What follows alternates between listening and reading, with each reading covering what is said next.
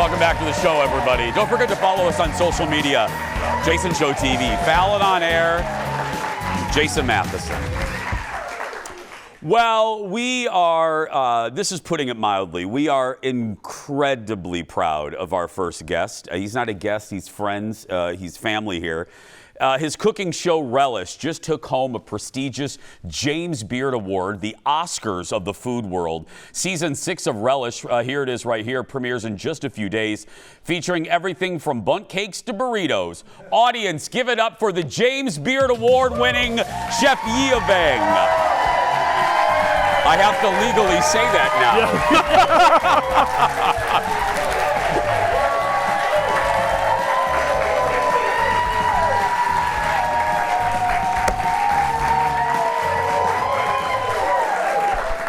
Just like when you win an Oscar, I now have to legally, when I introduce you, I have to say James Beard Award-winning Yia Vang. Well, thank you. Appreciate it. Has a nice ring to it. I guess, but yeah. Stop it. It was really, really fun. It's such an honor, to get that. And it's a whole team effort. Yeah. I think that sometimes I get to be like the face of it, but man, our editor, Jack Davis, he's such a game changer, and it's incredible. People, that's why I always celebrate Rob King, our editor, our Eric, photographer Eric. And when we do these packages, we call them packages when they're edited.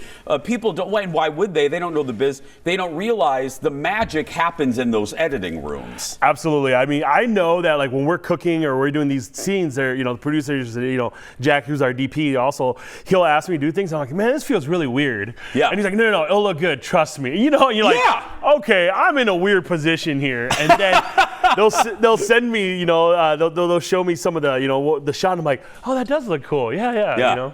But take me to that moment, and you're a humble guy, but we're not going to experience it. You're at the fancy, it was in Chicago, right? Yeah, it's in Chicago, yeah. Here you are right here. Yeah. You're sitting there at the table, and they call your name. They call Relish. What goes through your mind? Okay, so you got to realize that. Nice suit, by the way. Yeah. Nice suit, buddy. Look at that. Yeah. Club Caraway, they made a custom suit for me. Look at that. So yeah, it was okay. So this is how it is. There was 3 of us, and one of them is Top Chef. Yeah.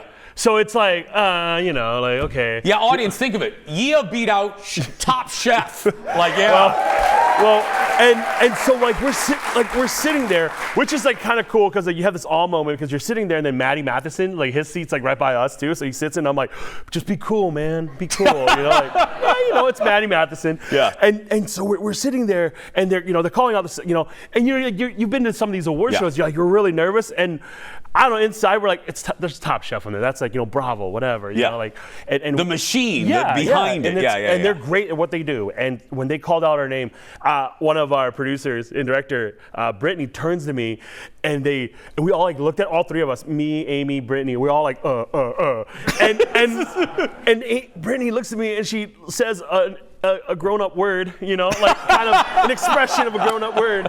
And I'm like, oh. And then we like looked at each other like, maybe we should get up and walk. Oh, you didn't even get up at that point. No, we were still staring at each other. We're like, what? And she's like, what the heck? Yeah. And Beep. blank. And then we got up, and then we started walking up there, and I didn't prepare a speech. You didn't? No. So I was like, oh. Because people say that and they're like, but hold on just a second, and they pull out like a receipt. There was no speech. No speech. No speech at all. I know Amy had a list of like, who to thank with like all the producers and, all the crew and everything, but we didn't have really a speech ready. And then they're like, Amy's going to say something. If by some weird chance, this is our text the morning of, if by some crazy chance we win, guys, what are we saying? That was the text that morning. Yeah. And so they're like, okay, this is kind of, Amy has a few things, and then we're going to turn it to you. So I'm like, whatever.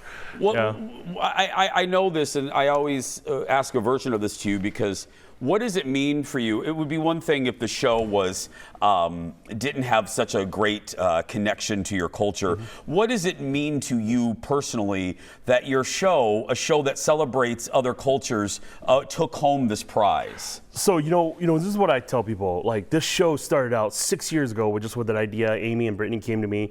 I still remember where I sat in Dogwood Coffee in Northeast when they had this idea where it's like, it's going to be you, your mom, and we're going to make some steamed buns. So it's like, okay, 5-minute segment on as a webisode. Yeah. And then they kept talking about, oh, you're going to be the host, and I'm like, yeah, of course, we'll host you at the house. It's like that, and they kept saying, no, like you're going to host the show. I'm like, what do you mean show? Like, it's just me and my mom. She goes, oh no, we have 5 more little segments. It started there to where we are now, where it's a half-hour show. It's streaming on the PBS app. It's on YouTube. And then what the most amazing thing is, and what I've learned is this: I'm just curious about all these incredible things that are here in the Twin Cities. Because I think that our problem here sometimes, and this is what I say, is that we feel like we're this small little city, and we're like, we have to go see the world. We have to go see the world. And what I'm telling people is the world has come to us. It's here. Yeah. And so that's why you guys should visit. You get to see that in every episode that we do. Absolutely. When we come, Yi is here. We got to cook, for heaven's sake. When we come back, that's right. When he come back, he's making an amazing breakfast Sammy when we come back. Back in a moment.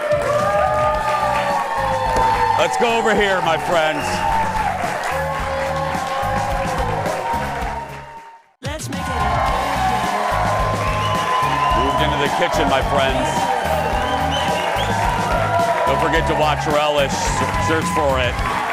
It's in Chicago now on WCTW. Tell really quick before we cook, new season coming up. Yep. Catch me up. What can we expect on this one? So one of the features we have is with Marc Heu. He's been here before. Mm-hmm. So that's why we're doing this dish, kind of in honor of them. But we're going everywhere from sabusas all the way to Nordic ware. We will go. I learned about how they make bundt cake pans. I learned the history of bundt cake.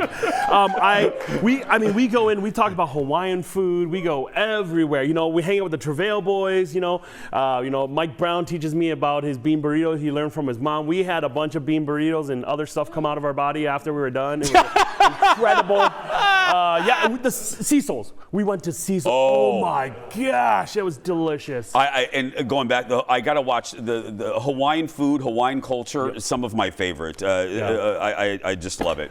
Okay. So, my girlfriend Amanda loves Marc Heu, right? And when we go there, she always says, hey, we got to get the croissant. But then she overbuys the croissant. So we'll come home, we'll have 10 croissants. And so sometimes the croissant, the next day, I'm a little bougie because I eat croissant right away. But the Marc Heu croissants, what makes Marc Heu Paris, their croissant is so incredible because they use this butter that's imported from Paris. Yeah. It's so delicious. Yeah, girl, this ain't some Oklahoma cow. Yeah. This is, Yeah, that's that French cow, where they milk it and they massage it and they feed it wine. They have a little. The cow has a little mustache. Yeah, they're like, bonjour. Bonjour. Milky. Anyways, I don't know if I can say that. But anyways, so their croissant is incredible. What I love is turning it into a breakfast sandwich. So it's super simple. We just have some scrambled egg here. Throw your scrambled egg right in there. What I love about this is when I think of, and first of all, breakfast sandwiches are real hot right now. But when I think of you, this is what I love. I was so excited when they told me you're doing this. You making a breakfast sandwich, it's a mix of two of my favorite things. Oh, this is, and I tell people, if you want eggs for a breakfast sandwich, literally 30 to 60 seconds. That's it. A hot pan, nonstick, 30 to 60 seconds. People overcook eggs, don't they? I know, and then it gets all rubbery, and they're like, anyways, so we have the croissant here, cut inside, hard on the outside, that crunch and soft on the inside, like some people That's so we just throw it right on top here. Oh! And then what we do is we just have a little cabbage slaw because you have to have vegetables. We threw some mushrooms, some hmong sausage in there, and then then we just top that off. Oh my God! Look at that, audience! Look at that!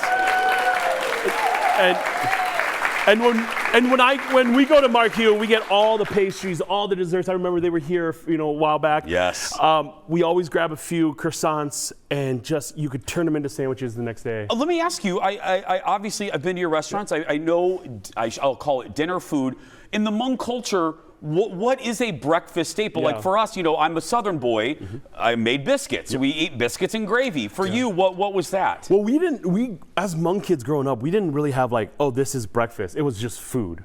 So like some mornings it would be eggs, rice, monk sausage, some mornings. And eggs wasn't a morning thing. Egg was just an everyday thing because it was such this protein filler, because like we grew up with not a lot of meat. So you ate eggs all the time. So it wasn't until I grew up in America here when people were like, oh, you only eat eggs in the morning. And the kids at school would be like, what do you guys eat for dinner? And I'm like, I don't know, it's just what mom does, And so we didn't really have, but sometimes, we will, I remember big church events in the morning, we'll have like congee, we'll even have pho in the morning, so very soupy. Yeah, it's a big rich broth. Yeah. And remind me, with the Hmong sausage, it's what makes it officially the Hmong sausage? Yeah. So it's our what we have on the inside, that counts. Just like in life, That's right? It's not about our beauty. Yes, that's right. Well, for some, for some, some of that, Hollywood stuff, that Brad Pitt stuff, right? Yeah. No. So we literally it is lemongrass, ginger, garlic, shallots, fish sauce, Thai chilies, and then what we actually do is from middle of Texas there we get wild boar that comes in. So we're using wild boar these days, So yeah. Oh, well, guys, seriously, visit his restaurants, watch his show. Hug him if you see him at Target. He's the best. Chef Yia Vang, everybody. Watch the new season of Relish. All episodes will be available to stream on the PBS app starting Monday, June 23rd. So make sure you get that PBS app. We're going to take a break. We'll be back right after this. Thanks, man. I appreciate it so much. This looks so good.